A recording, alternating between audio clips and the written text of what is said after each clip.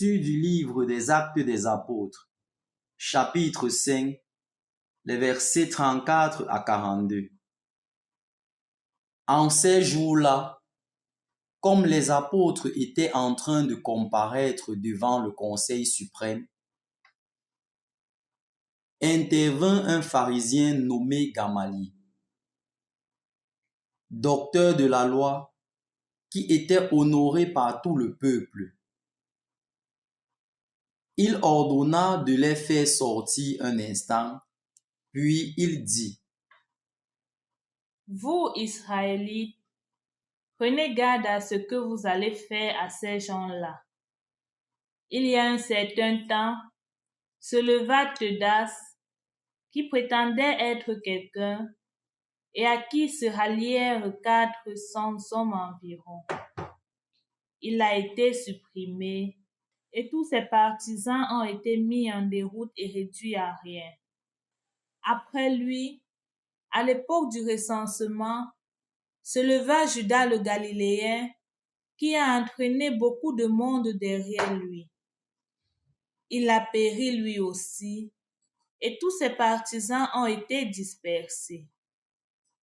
Eh bien, dans la circonstance présente, je vous le dis, ne vous occupez plus de ces gens-là, laissez-les.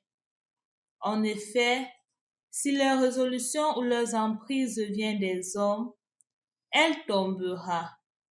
Mais si elle vient de Dieu, vous ne pourrez pas les faire tomber. Ne risquez donc pas de vous trouver en guerre contre Dieu. Les membres du conseil se laissèrent convaincre. Ils rappelèrent alors les apôtres et après les avoir fait fouetter, ils leur interdirent de parler au nom de Jésus. Puis, ils les relâchèrent. Quant à eux, quittant le Conseil suprême, ils repartaient tous joyeux d'avoir été jugés dignes de subir des humiliations pour le nom de Jésus.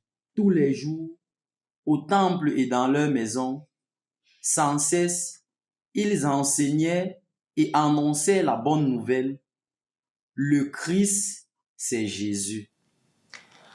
Au nom du Père et du Fils et du Saint-Esprit. Amen. Loué soit Jésus-Christ. Dans la première lecture que nous écoutons aujourd'hui du livre des Actes des Apôtres, nous voyons surgir un personnage, Gamaliel, qui est un docteur de la loi, qui fut aussi le maître de Saint Paul, celui qui était juif, Saul, qui est devenu Paul. Et aussi qui, d'une certaine manière, a une meilleure compréhension des Écritures.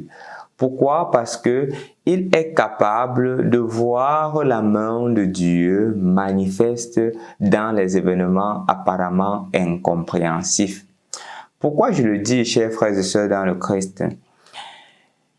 Il y a de cela quelques jours, j'étais en train de prendre de la moto pour me diriger quelque part. Et voilà que il y avait des personnes autour de moi qui se mettaient à dire que non, ne prends pas celui-ci, ne prends pas celui-ci-là, ils conduisent très mal. Ne prends pas ceux-ci, ils conduisent très mal. Et d'une certaine manière, on avait déjà caricaturé ces personnes-là, les jugeant de mauvais chauffeurs, de mauvais conducteurs, parce qu'ils viennent d'une tribu, qui viennent d'un lieu, d'une province ou d'une région de notre pays. Et on pense qu'ils conduisent mal et tout le monde les généralisait. Moi, je me suis engagé à prendre ces personnes-là qu'on critiquait. Et pour vous dire la vérité, chers frères et sœurs dans le Christ, je crois que cette personne-là, qui vient de la région critiquée en matière de conduite de la moto, a été l'un des meilleurs chauffeurs que je n'ai connu jusqu'à présent. L'un des meilleurs chauffeurs de moto. Si je m'étais limité aux caricatures, aux idées qu'on portait sur eux, je n'aurais jamais pris cette moto-là. Et je me serais embrigadé dans des préjugés concernant cette personne. Je crois que c'est ce qui est en train de se produire aujourd'hui avec Gamaliel. Habituellement, chers frères et sœurs dans le Christ, quand on regarde les évangiles, les docteurs de la loi, les pharisiens sont toujours vus d'un point de vue pessimiste. On se dit que les docteurs de la loi étaient tous des corrompus. On se dit que les pharisiens étaient tous de mauvaises personnes. Mais il n'en est pas le cas. Il y avait parmi des pharisiens encore authentiques. Rappelons-nous de Nicodème. Il y avait parmi les docteurs de la loi, des docteurs de la loi encore authentiques. Voyons maintenant Gamaliel.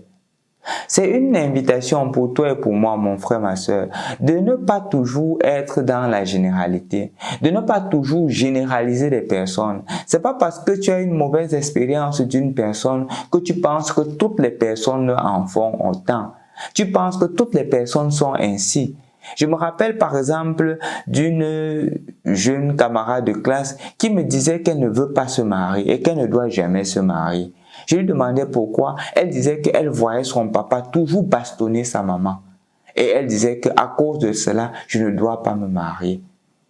Il y a des expériences désastreuses dans le passé qui nous poussent parfois à prendre des décisions. Mais rappelons-nous que ce n'est pas une expérience qui doit généraliser toutes les expériences de la vie. Je me rappelle encore un papa qui me disait qu'il ne doit permettre à ses enfants d'épouser qu'une fille de sa tribu.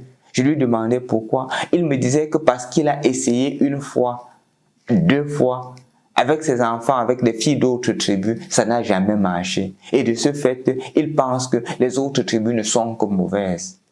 C'est une expérience, 2 expériences qui ne généralisent pas tout. J'ai dit au papa que ce n'est pas un problème de tribu, c'est un problème de personne. De la même manière que dans ta tribu, on trouve ces personnes, de la même manière dans d'autres tribus, on trouve ces personnes. Le problème qui se pose ici, c'est parce que nous n'utilisons pas de bons critères pour faire nos choix. Chers frères et sœurs dans le Christ, je voudrais aussi à toi t'inviter aujourd'hui à être un autre Gamaliel. Un autre Gamaliel, premièrement, dans ta manière de te remettre en question en face de l'action de Dieu. Premièrement, c'est ce que nous voyons d'ailleurs dans l'évangile de ce jour, quand Gamaliel, bien qu'il soit un docteur de la loi juive, soit capable de dire, regardez Teudas, regardez Judas, quand ils sont décédés, leur mouvement a disparu.